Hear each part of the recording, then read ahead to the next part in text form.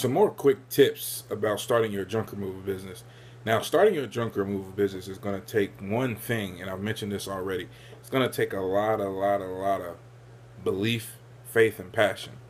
So, one thing you want to remember when starting your junk removal business is that you want to follow your plan very strategically and very logically. I said this in the video yesterday that when you do things and you think like this is the best way to do it, sometimes the best way is not the most logical way. So, like I was using the example of the flyers and how to market the business, the best way might be to put flyers on every single door, but the logical way may not be to do that. The logical way may be to start in, like I said, an apartment complex or a storage facility or a commercial business park or something like that, where these people are constantly emptying out office buildings and constantly leasing out new apartments. Another tip that you can do when starting your junk removal business is utilize Facebook ads and utilize Craigslist.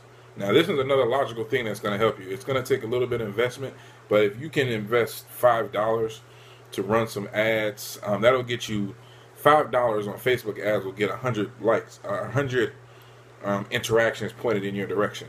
And that's like 100 per week. You can break it down by whatever you can afford. I do $15 and it gets me 300 interactions.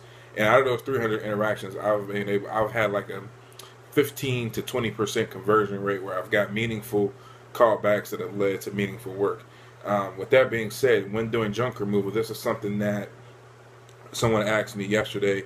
One of the guys that work with me, he asked me yesterday, how do you go about retaining customers? Because junk removal is it's usually like a job one time.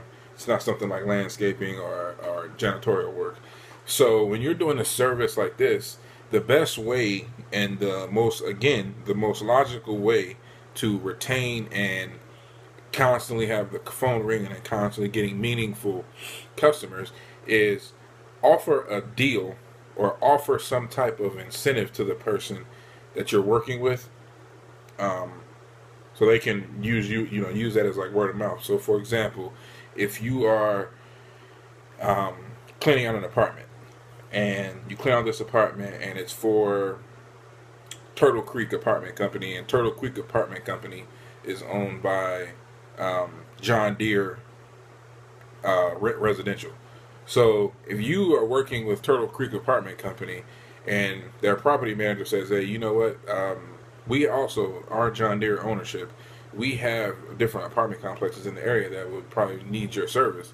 So you build a good relationship and a good rapport with this apartment complex, and they'll pass you on to other apartment complexes and management companies.